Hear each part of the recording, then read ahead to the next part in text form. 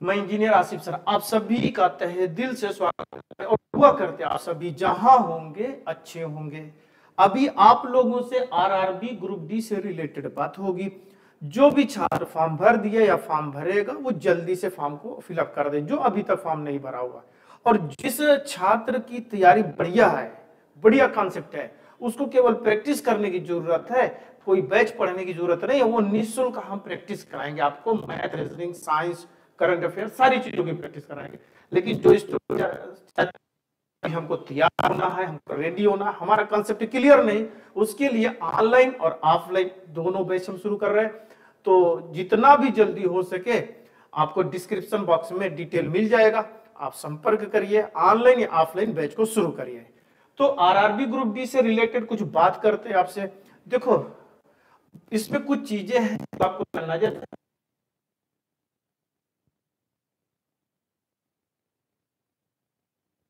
इसमें है कि नहीं है, इसमें क्या पढ़े, पहले क्या पढ़े, वो सारी चीजें हम डिस्कस करते हैं। जैसे कि अगर मैं आपसे बोलूं कट ऑफ की चिल्लाते हैं हम लोग, कट ऑफ करते हैं, जैसे हमने एग्जाम दिया कितनी कट ऑफ है, कट ऑफ क्या होता है वो समझाते हैं। देखो बेटा, अगर कोई एग्जाम होता है तो जो पहला स्टेप होता है, दूसरा स्टेप हो रहा है, प्री मेंस हो रहा है, या पहले स्टेप हो रहा है आपका, फिर कुछ भी और हो रहा है, तो पहले स्टेप को पार करने का, पास करने का समझ में, जो भी पहला एग्जाम होता है उसको पार करके नेक्स्ट एग्जाम के लिए आप प्रोसीड करेंगे, बढ़ेंगे, तो जो पास पहला स्टेप है उसका मिनिमम जितना पाओगे वो कट ऑफ होता है। आई बात समझ में? ठीक है।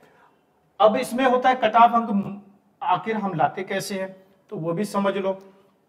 देखिए जो कट ऑफ अंक बनता है परीक्षा में शामिल होने वाले उम्मीदवारों की संख्या पर डिपेंड करता है। पहली चीज कि पेपर जो हो रहा है उसमें कितने स्टूडेंट अपीयर हो रहे हैं। दूसरा कंडीशन पेपर की कठिनाई स्तर पर, मतलब हार्ड कितना आ रहा है, आसान कितना है, उस पर कट ऑफ डिपेंड हो जाती है।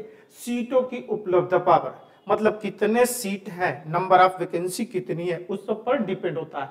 तो ये सारी चीजें कट ऑफ में आ जाएंगी। जो मेन मुद्दा है, अब देखो कुछ समझने वाली चीज है। देखिए यहां पर आरआरबी ग्रुप डी नोटिफिकेशन 2025 का है, ये 2022 का है।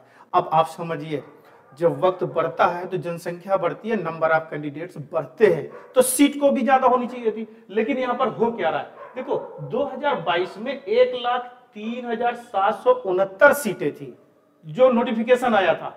लेकिन 2025 में हो क्या रहा है कि 32,438 सीट आई है। तो अगर जनसंख्या बढ़ रही है, नंबर ऑफ कैंडिडेट्स बढ़ रहे हैं, तो सीटें भी ज्यादा होनी चाहिए थी। इसलिए समझ जाओ कि कंपटीशन बहुत हार्ड होने वाला है।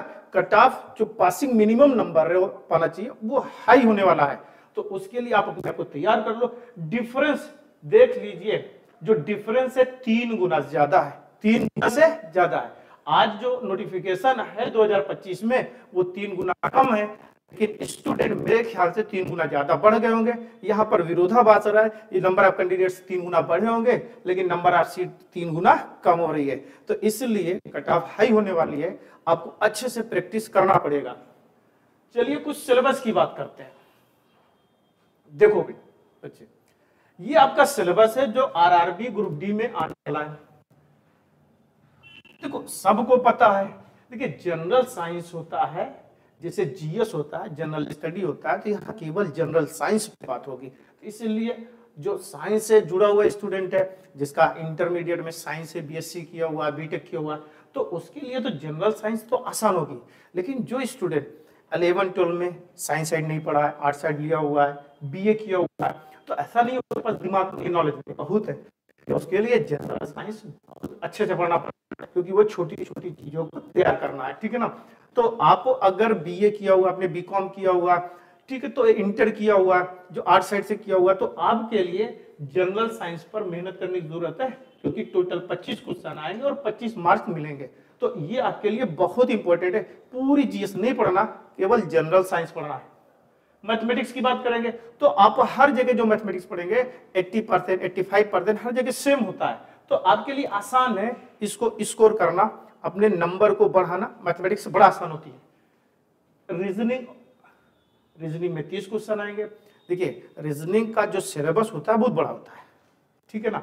इसमें स्कोर, देखिए मैथ और रीजनिंग स्कोरिंग नंबर होते हैं, आपकी मेरिट को हाई करने वाले होते हैं, ठीक है ना। तो ये भी अच्छे से पढ़ना है क्योंकि 30 मार्क आने वाला है, 30 क्वेश्चन आने वाला है। मैथमेटिक्स 25 आने वाला है। देखिए यहाँ जनरल अवेयर्स करंट अफेयर्स पूछा जा रहा है, जीएस की बात नहीं कर रहे, जनरल अवेयरनेस की बात कर रहे हैं, करंट अफेयर्स की बात कर रहे हैं। फिलहाल इसके 20 क्वेश्चन आने वाले और 20 नंबर ही मिलेंगे। तो कहने का मतलब आपकी जनरल साइंस अच्छी होनी चाहिए, मैथमेटिक्स, क्योंकि आपको पता जनरल साइंस मैथमेटिक्स और रीजनिंग में क्वेश्चन कहाँ बन सकते हैं, वो आप ज्यादा तैयार कर सकते हो। आप करंट अफेयर जनरल अवेयरनेस जितना पढ़ो उतना कम है, लेकिन मायूस नहीं होना, जितना हो सकेगा उतने आपको तैयार करना अपने आप को। हम आपको पीडीएफ देंगे जनरल साइंस का near about 2000 question, her topic का लगभग 2000 क्वेश्चन देंगे। तो नियर अबाउट कहीं ना कहीं आप अच्छी मेरिट में आ जाओगे। तो आप लोग तैयार हो जाइए ऑनलाइन और ऑफलाइन दोनों बैच को पढ़ने के लिए। जो बच्चा अपने आप को तैयार कर चुका है, रेडी कर चुका है, वो केवल प्रैक्टिस करे, हम उसे पीडीएफ प्रोवाइड करा देंगे। लेकिन जिस बच्चे को अपने आप को तैयार करना है, ऑनलाइन या ऑफलाइन बैच ज्वाइन कर सकता है और सिलेक्शन की तरफ कुछ कदम बढ़ा सकते हैं अपना। तो फिर हम नई क्लास के साथ, प्रैक्टिस क्लास के साथ आप लोगों से मुलाकात होगी, जल्दी ही मुलाकात होगी।